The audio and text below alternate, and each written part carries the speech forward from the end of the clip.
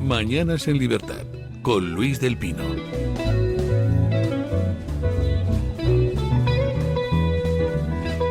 Bueno, 9:30 minutos, 8:30 en las Islas Canarias, y se incorpora a nuestra mesa de tertulia, pues, un buen amigo al que hacía ya tiempo que no le veía, don Manuel Llamas. ¿Qué tal está usted? ¿Qué tal, don Luis? Un placer, encantado de estar contigo. le veo a usted en plena forma. Hombre. Ah, sí, bueno, pues sí. Hombre, eso es, se nota la amistad. Bueno, don Manuel Llamas, que ya saben ustedes que dirige el programa del fin de semana en radio, fue quien cogió las riendas tras mi marcha de aquella casa. Pues además es alguien pues que siempre ha estado muy vinculado al mundo liberal. Ahora mismo, además, yo creo que usted dirige el Instituto Juan de Mariana, así ¿no? es así? Desde hace 2 años. Desde hace 2 años.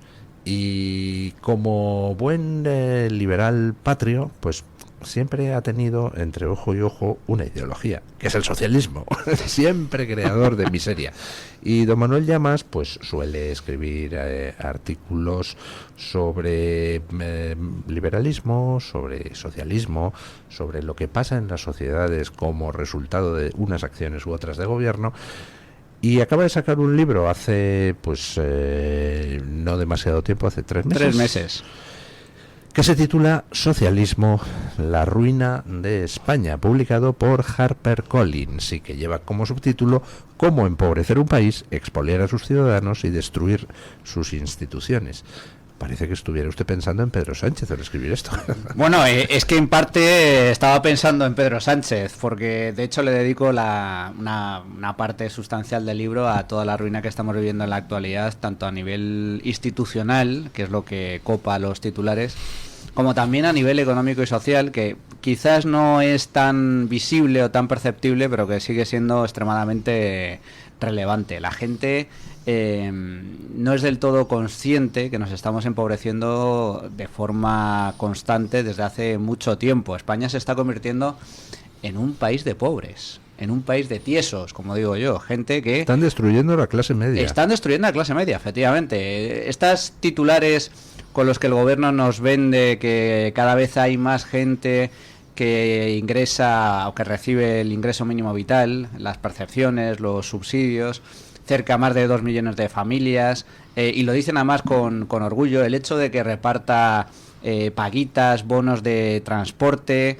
prestaciones, ayudas de todo tipo. Nos estamos acostumbrando a un país de paniaguados, que vive a base de paguitas, a base de migajas, al tiempo que el gobierno se encarga de expoliar de forma sistemática a la parte productiva del país, a los empresarios, a los autónomos, a los trabajadores. A mí me recuerda mucho al proceso que por desgracia vivió Argentina durante muchísimos años, con la llegada del peronismo al poder. Argentina era un país enormemente rico y se convirtió poco a poco en un país tremendamente pobre, hasta que llegó un señor que se llama Javier Milei y está intentando revertir la situación. En España llevamos 20 años así. Cuando hablo de socialismo, por cierto, no solo me refiero al PSOE, me refiero también al socialismo del Partido Popular. Al socialismo de todos los partidos que decía Hayek, ¿no? Y de todos los partidos, efectivamente, porque hubo un gobierno del PP entre medias, entre Zapatero y Sánchez, que fue el gobierno de Mariano Rajoy, que estuvo casi 8 años. ¿Se refiere a ese donde estaba Montero?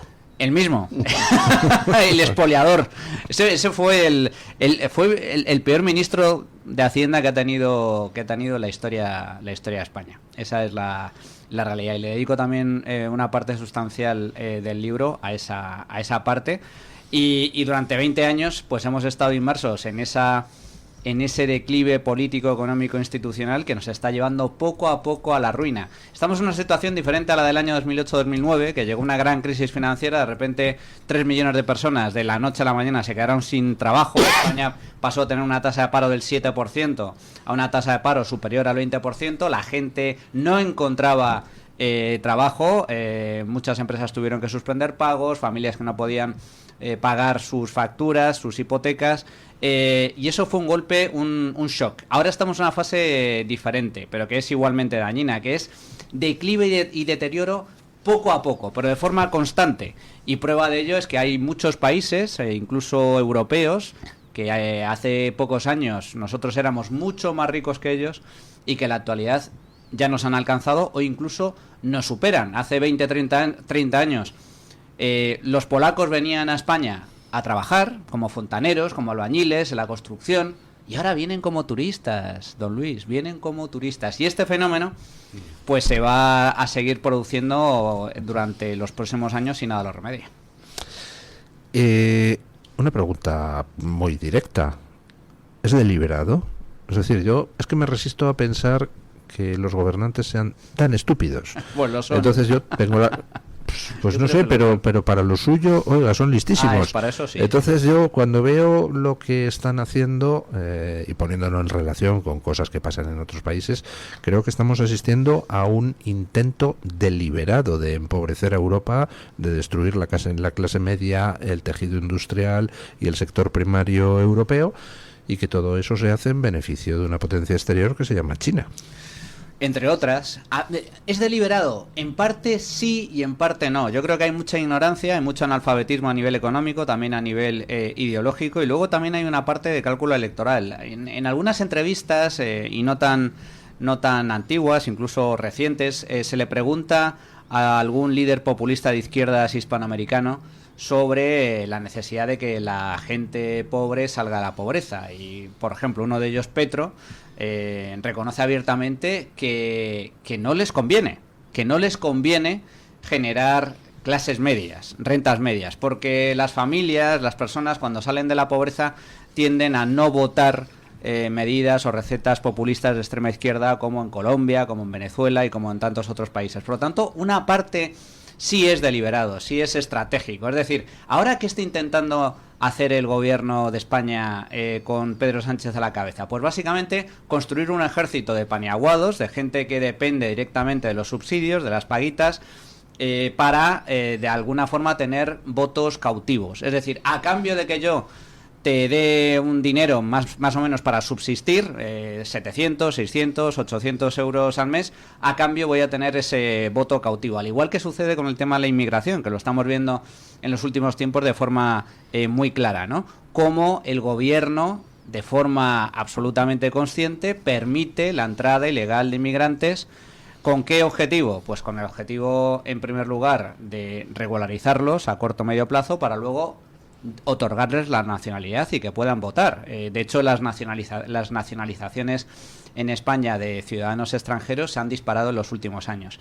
Y cuando se le pregunta o se le hacen encuestas a una parte de esos inmigrantes ilegales, muchos de ellos votan socialista precisamente por el tema de las pagas. Bueno, hay una diferencia fundamental, y es que si lo que las encuestas dicen es que los inmigrantes procedentes del Magreb, del África subsahariana, de Pakistán, sí que votan mayoritariamente al Partido Socialista, incluso una parte en Cataluña a los separatistas, pero luego, por ejemplo, toda la masa de inmigración que proviene de países hispanoamericanos, al revés, o sea, vota muy mayoritariamente a la derecha porque conocen perfectamente de lo que vienen huyendo, ¿no? Efectivamente, sí, pero en el caso de los subsaharianos, especialmente los magrebíes, etcétera, sí votan PSOE, y ha aumentado de forma muy sustancial, especialmente ese tipo de inmigración. Por lo tanto, hay una parte que sí es deliberada, que es, bueno, lo mismo que intentó y lo que intentan muchos populismos de izquierdas, ¿no?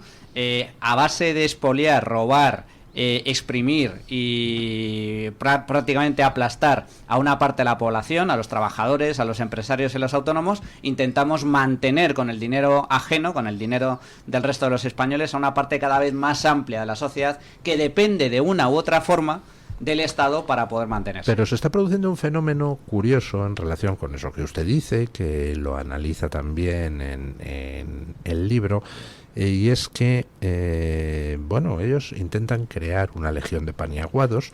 Si la gente depende del Estado, pues entonces toma, aquí tienes la paguita y a cambio yo espero que me votes. Pero no parece que les esté saliendo muy bien a la luz de las encuestas, ¿no? Porque, vamos, el Partido Socialista no hace más que hundirse. A la izquierda del Partido Socialista va camino de ser testimonial y extraparlamentaria, y por tanto, pues la jugada a lo mejor en su cabeza sonaba bien, pero al final resulta que la sociedad, al menos aquí en España, país europeo, ha sabido reaccionar a tiempo, ¿o no? En parte sí, porque eso es lo que reflejan las encuestas, pero está por ver que finalmente se materialice en un cambio de gobierno. Llevamos 20 años así. Para mí el punto de inflexión se produce con la llegada de Zapatero en el año 2004. Por desgracia, pues aupado por el mayor atentado que ha sufrido este país.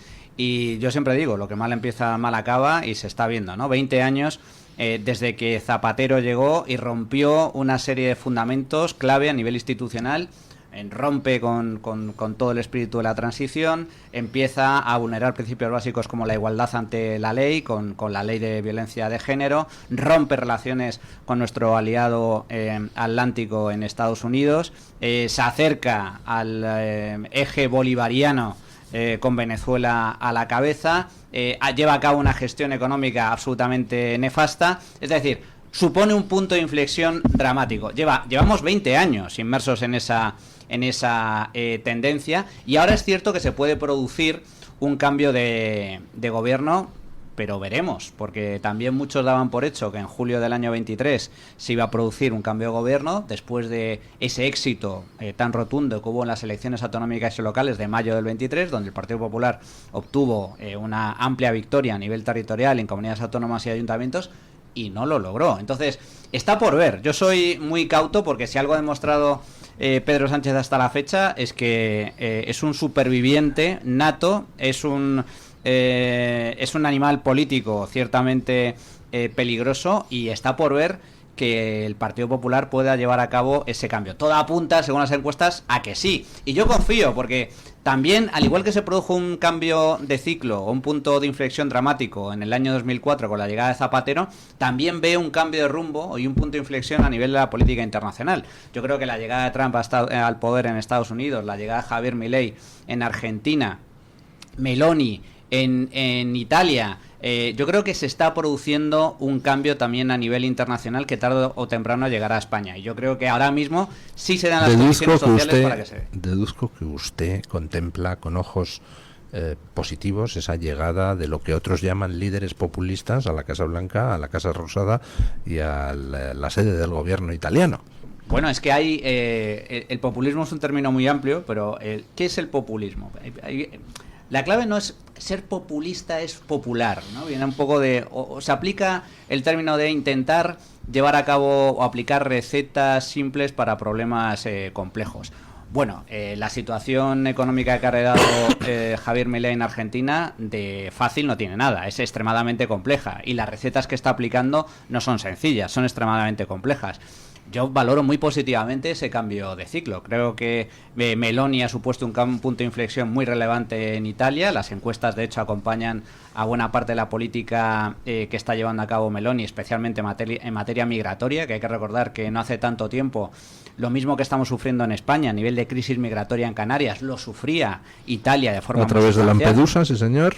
En el caso de Estados Unidos, aunque no concuerdo con todas las ideas de Donald Trump, especialmente a nivel económico, sí es cierto que ha supuesto un punto de inflexión, especialmente para frenar el wokismo imperante. Es decir, yo creo que Estados Unidos iba por una deriva suicida absolutamente, y el caso Argentina, qué decir de Argentina, ¿no? Que después de 80 años de declive económico, por primera vez en décadas está sufriendo o está registrando en este caso una mejora muy sustancial. Tanto es así que en apenas año y pico, 2 años no llega de gobierno de Javier Milei, ha logrado sacar de la pobreza a millones de argentinos. Por lo tanto, claro que es positivo. Yo creo que ese cambio de ciclo, ese cambio político, se va a ir produciendo en otros muchos países. Ojalá llegue a España. Pero yo siempre digo lo mismo. A mí es que me da igual quién gobierne, me da igual las siglas, si es Partido Popular, si es Partido Socialista, si es Vox o es Podemos, me da exactamente igual. Lo importante son las ideas. Y esta es la clave del asunto. Como comentábamos antes, aquí gobernó un señor del Partido Popular que se llamaba Mariano Rajoy y no cambió absolutamente nada. Por lo tanto, la clave son las ideas. ¿Un cambio de gobierno va a suponer un cambio de políticas? Si es un cambio de políticas a mejor, bienvenido sea. Pero como digo, yo creo que el PP se está precipitando un poco a la hora de vender la piel del oso antes de cazarlo. Alberto Núñez Feijóo salió muy eufórico del Congreso Nacional, donde hubo cambios sustanciales, algunos de ellos muy positivos, otros no tanto, pero lo que no se puede todavía es vender la piel del oso antes de cazarlo, porque de momento no hay elecciones a la vista y está por ver que en Me caso de que las haya, las interesa gane. eso de que usted ha dicho que en el Congreso del PP hubo cambios positivos y otros no tanto. ¿Cuáles positivos y cuáles no tanto? Para mí positivo fue la elección de Esther Muñoz como portavoz del partido. Creo que es una buena elección. También la elección de Miguel Tellado como número 2 creo que es positivo en comparación con Cuca Gamarra. Creo que también es un cambio muy sustancial. La entrada es en la que, es que en comparación con Cuca Gamarra casi hasta Hannibal Lecter Bueno, sería un portavoz. Podemos estar de acuerdo en eso, pero precisamente por eso es un cambio positivo. Sin embargo, el mantenimiento de Borja Semper yo creo que no tiene ningún sentido, y la entrada en la ejecutiva, especialmente en el área económica, como es Alberto Nadal. Pues yo es que soy, al igual que soy crítico, muy crítico con Montoro, que ha sido un desastre absoluto, pues soy muy crítico con los hermanos Nadal, que formaron parte del gobierno de Mariano Rajoy y fueron un desastre colosal a nivel económico. Más su hermano, Álvaro, muchísimo peor que Alberto, pero los dos son tremendamente malos. Bueno, pues qué panorama. Yo pensaba salir con una inyección de optimismo, pero esto es lo que pasa por invitar a liberales a la mesa, ¿no? Bueno, yo soy optimista, De eso quería yo hablar. A ver, hable usted, don Julio. Yo admiro mucho a Manuel Llamas, las ideas que expone, además lo hace con mucha brillantez. Y además seguro que usted ya es consciente de que ha venido al programa de radio y a la empresa más liberal y más tolerante que hay en España, desde el punto de vista de medios de comunicación. Supongo que de eso es consciente, porque usted es consciente de que desde su empresa a esta casa y a mí mismo nos ponen a parir sistemáticamente con mentiras. Yo creo que es muy bueno que don Manuel lo sepa y dice que ha venido a una casa que tiene una historia de tolerancia y de respeto y de invitación. Invitamos incluso a los competidores, es decir, nos comportamos como verdaderos liberales. Pero don Manuel realmente no viene a una casa, viene al programa pues de un buen amigo. Pero déjeme, don Luis, que se lo... Sí, simplemente para que tenga conciencia de esa situación, ¿no? Don Xavier, que le quería usted hacer una pregunta. Sí, yo te quería preguntar, desde un punto de vista económico, ¿cuál es el peor de los cánceres que sufre la economía española? ¿El descrédito internacional, te sugiero solo dos, o el endeudamiento? Pues fíjese, don Javier, yo creo que el endeudamiento es un problema, aunque como en conjunto, a nivel total, tanto si sumamos sector privado y sector público, no es tan grave como algo que para mí es todavía más relevante, que es la escasa productividad. Yo creo que España padece un problema de productividad muy sustancial y eso es lo que explica que, entre otras cosas, nos estemos empobreciendo y tengamos sueldos más bajos que otros muchos países europeos. El gobierno se vanagloria de subir el salario mínimo interprofesional, como si eso solventara algo. Ningún gobierno puede subir por ley el salario, porque por esa regla 3, ¿por qué lo pones en 1.200 y no lo pones en 4.000 euros al mes? Evidentemente ni siquiera a Yolanda Díaz se le ocurre ponerlo en 4.000 euros al mes, porque entre otros igual se queda ella sin empleo, ¿no? Entonces, para mí la clave es la productividad, la falta de productividad, y para que aumente la productividad se requiere una serie de condiciones básicas, que es una libertad económica más o menos amplia, defensa de la propiedad privada, seguridad jurídica, todos esos fundamentos que es lo que han hecho grande a la humanidad en los 2 últimos siglos, gracias al capitalismo, a la irrupción, el desarrollo del capitalismo. Esos fundamentos se han visto claramente dañados en los últimos años. Solo hay que ver el caso de la propiedad privada en España. El ataque brutal que se está llevando a cabo contra la propiedad privada, especialmente contra la vivienda, donde buena parte de los españoles son propietarios de vivienda, todos somos conscientes de ello. ¿Por qué se ha disparado como nunca antes la venta de alarmas? Pues evidentemente porque hay una gran inseguridad, no solo de que te entren en casa a robar, que también ha aumentado sino ocuparte, los crímenes, sino que te la ocupen o que te dejen de pagar el alquiler y no puedas recuperar tu vivienda. Pues esto es solo un ejemplo de muchos de cómo se atacan las instituciones básicas que generan riqueza y que generan bienestar. La riqueza, por desgracia, este es el gran problema que no logran entender los socialistas de cualquier color político. La riqueza no viene dada, la riqueza no cae del cielo como el maná. Ni la genera el Estado. Ni la genera el Estado se dedica a robarla, eso sí lo hace extremadamente bien, sino que la riqueza se crea y la riqueza se destruye gracias precisamente a la iniciativa privada. Y por eso precisamente hay países ricos y hay países pobres. Y por eso también hay países que, habiendo sido pobres, ahora son enormemente ricos, y pongo muchos ejemplos a lo largo del libro, el caso de Irlanda, que era el país más pobre de Europa y ahora es uno de los más ricos, los países del este Pero de haciendo Europa, trampas Irlanda. Singapur, bueno, haciendo trampas y constituyéndose en un paraíso fiscal y compitiendo de forma ilegítima y de forma completamente innoble en el tema de sobre todo de los impuestos a las grandes corporaciones. Pero eso es competir, eso no es competir de forma legal. Pero porque se le ha permitido a Irlanda específicamente a cambio de que renunciaran a determinados principios ideológicos. Es decir, que a Irlanda la han cambiado de arriba a abajo, untándola y punto. No podría darse en otro país el que las corporaciones estén pagando un 4% cuando tendrían que estar pagando un 30 o un 35%. No, pero en todos los países tienen perfectamente Irlanda la han corrompido. La posibilidad de establecer impuestos de sociedades que estimen pertinente, y los irlandeses creo que de forma muy correcta y muy hábil han visto una ventana de oportunidad, mientras Francia y Alemania aplicaban como impuestos de sociedades de casi el 30%, en Irlanda dijeron no, nosotros vamos a aplicar uno del 15 o del 10 o del 4 o del 4 o del 0, y por qué no del 0% como existe en otros muchos países. Eso ha permitido que vayan grandes sedes tecnológicas a Irlanda, pero no solo grandes sedes tecnológicas, con todo lo que ello implica, también la llegada de gran capital de gran capital humano, gente muy cualificada, con buenos sueldos, y Irlanda se ha convertido en un país rico gracias a que no paga los impuestos en España, por ejemplo, sino que se ha ido a pagarlos allí.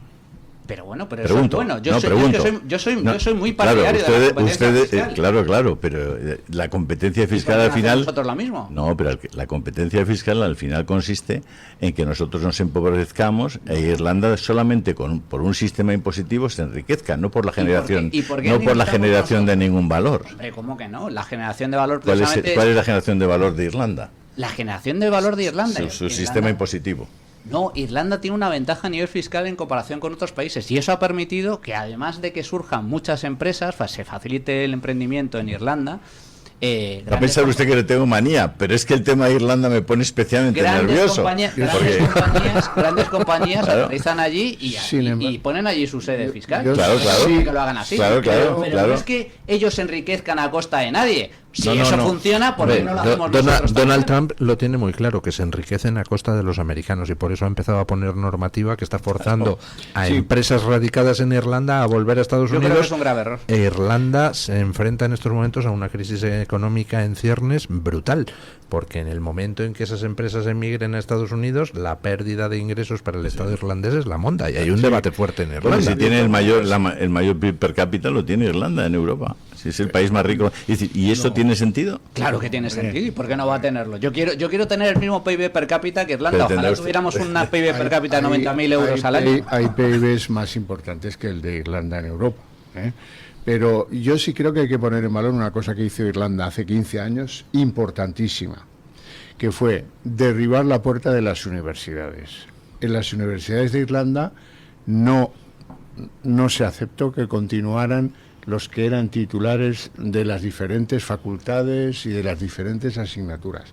Se hizo un borrón y cuenta nueva, al que abrieron la puerta a la Commonwealth.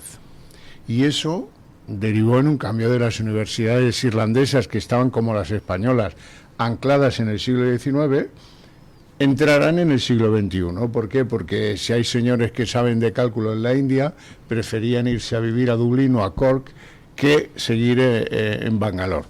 Entonces, ese flujo de nuevos profesores, ese flujo de nuevas enseñanzas, abrió paso a un desarrollo tecnológico en Irlanda que es completamente digno de estudio. Sí, bueno, y de hecho se estudia en muchos sitios el milagro irlandés, el milagro celta. Pero como digo, Irlanda, que era pobre, se ha convertido en un país rico, pero también vivimos el proceso contrario. Países que eran enormemente ricos, y hay muchos ejemplos al respecto, Venezuela, Argentina, Cuba, etcétera, también se pueden convertir en países enormemente pobres. Y justo en ese proceso estamos ahora nosotros en España. En Argentina, Milei ha hecho lo que decía, si no me equivoco, Hayek, que señalaba que el consumidor no genera nunca inflación, que lo que genera inflación es el gasto del Estado. Correcto. Y que por tanto, si tú quieres controlar la situación económica, equilibrar las cuentas y que no se te desboque la inflación, lo que hay que hacer es dejar de gastar en estupideces y meter la tijera, que es lo que ha hecho Milei, y funciona estupendamente, ¿no? Ha logrado revertir la situación, solventar el problema de la inflación, y eso es lo que explica la salida de la pobreza de millones de argentinos en tan poco tiempo. Argentina estaba en una situación de hiperinflación. Prácticamente la inflación, los precios subían a un ritmo del 25% mensual. Es decir, estamos hablando de una destrucción de la una moneda destrucción, total. riqueza brutal, absolutamente brutal. Y eso lo logra revertir de forma drástica con un recorte, un tajo en el gasto público que, cuidado, no va solo de ajustes cosméticos, sino que hay que ir al hueso. Es decir, recorte de gasto muy sustancial, del 30% en términos reales, descontada la inflación. Recortar el gasto público un 30%, eso sería equivalente en España, estaríamos hablando del orden de 200.000 millones de euros. Aproximadamente en España el Estado, el conjunto del Estado de las administraciones gastan cerca de 600.000 al año, pues 200.000 millones en muy pocos meses. Eso es lo que logró Javier Milei en muy poco tiempo.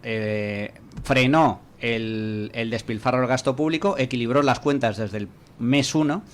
Y eso logró frenar la inflación. No ha tocado el gasto social más que para meter mano al fraude que hay en el gasto social. Había mucho. Que había mucho.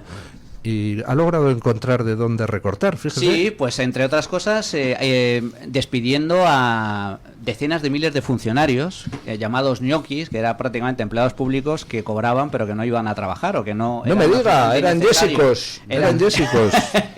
Había muchísimos.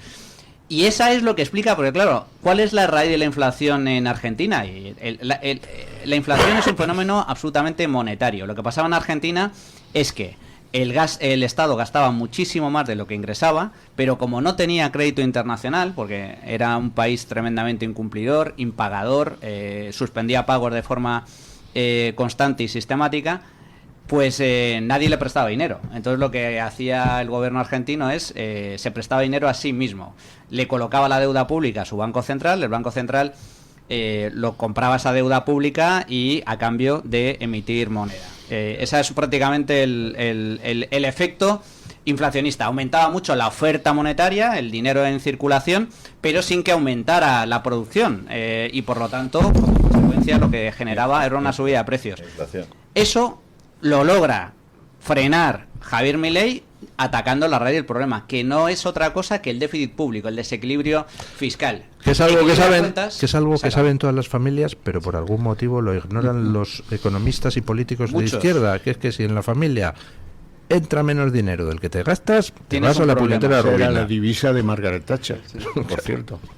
Don Ricardo le quería hacer una estoy pregunta. Muy de acuerdo con lo que has comentado. Es verdad que el socialismo desprecia absolutamente a la nación, a los ciudadanos, a la propiedad y tal, pero no hay que perder tampoco las referencias desde el punto de vista nacional, yo creo también, porque como ha dicho muy bien don Julio, también en Gibraltar hay un paraíso fiscal, efectivamente, y yo creo que también todo tiene que estar enfocado en relación también al bienestar de los ciudadanos, ¿no? Es decir, hablábamos antes también de las diferencias en las costes de producción, por ejemplo, en Marruecos, con respecto a que es una autarquía. Es decir, yo creo que el mercado, no sé si estás tú de acuerdo, para que haya una competencia desleal tienes que tener más o menos, digamos, unas mismas reglas del juego. Tú no puedes competir con una dictadura comunista, por ejemplo, como China, que por cierto, yo creo que sí, deliberadamente China tiene una estrategia desde el punto de vista global, a nivel incluso imperialista económico y de influencia en países como Sudamérica, como África y tal, y ahí sí que hay una deliberación, y yo creo que también el Foro de Sao Paulo y una serie de organizaciones a nivel internacional socialistas, con influencia socialista, sí que deliberadamente sí que están provocando determinadas situaciones de desequilibrio en el orden, digamos, económico global, y yo creo que Occidente se tiene que proteger y no perder las referencias. Es decir, si tú compites con un Marruecos que es una autarquía, o si tú compites con un país comunista, yo creo que ahí no hay libre mercado. Es decir, ¿cómo puede haber libre mercado en el sentido si no tienes las mismas reglas del juego, si no hay una democracia, si no hay libertad, si no hay derechos sociales? Es decir, claro, tú te aprovechas de esas variables para sacar un rendimiento, pero estás arruinando otros países y también el bienestar de los ciudadanos. Entonces, yo creo que el comercio internacional siempre ha tenido unas ciertas reglas, para fomentar ese libre comercio tiene que haber reglas, porque si no, al final, ¿quién gana? El comunismo. Es decir, quien controla los medios de producción, como es China, compite con países occidentales produciendo a bajos costes, inundan el mercado de productos muy bajos y lo que hacen es bajar los precios y arruinar las pequeñas producciones familiares, por ejemplo, en el sector agrario, o perder, por ejemplo, la preeminencia que teníamos en España, por ejemplo, en el sector hortofrutícola, en el de tomate, ¿no? Es decir, entonces, yo estoy de acuerdo, evidentemente, que hay que fomentar el comercio, el libre comercio, pero para que sea libre ese comercio, tienes que competir con reglas similares.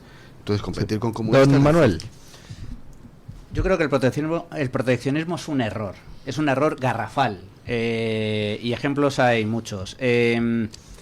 Apostar por modelos autárquicos en España, por desgracia, tardamos tantísimo tiempo en convertirnos en un país rico precisamente por la existencia de un modelo autárquico que se mantuvo durante mucho tiempo después de la Guerra Civil, y eso nos llevó a la más absoluta ruina. La forma correcta de competir en el mercado es compitiendo en precios y compitiendo en calidad. La agricultura española, el sector agrícola español, no tiene por qué tener ningún problema ni ningún miedo a competir con los productos que vienen de Marruecos o de países del tercer mundo, entre otras cosas porque la calidad de nuestros productos es muy superior al de esos productos. Por lo tanto, tú puedes competir de dos formas: puedes competir en precio o puedes competir en calidad, y España puede abiertamente competir en calidad. Tenemos un sector primario muy competitivo. Y por esa regla de tres, a mí también me hace mucha gracia, ¿no? Porque cuando se habla de proteccionismo siempre nos miramos al ombligo. Pero ¿qué pasa si aplicáramos esas mismas medidas proteccionistas, como sucede en otros países, hacia el campo español? Es decir, ¿qué pasa ahora con Estados Unidos, que quiere frenar la compra de productos agrícolas españoles? Eso nos perjudica. Yo creo que el libre comercio... Pero estamos hablando de un marco, digamos, a nivel occidental. Es un debate apasionante, pero se nos acaba el tiempo y no podemos continuar con ello. Así que, don Manuel, muchísimas gracias por haber venido. Si vuelve por aquí, les le garantizo un debate todavía más apasionante. Muy bien, pues muchas gracias. Les recuerdo el título del libro: Socialismo, la ruina de España, de HarperCollins, autor Manuel Llamas, y subtítulo: Cómo empobrecer un país, expoliar a sus ciudadanos y destruir sus instituciones. Gracias, don Manuel. Gracias, don Luis, gracias.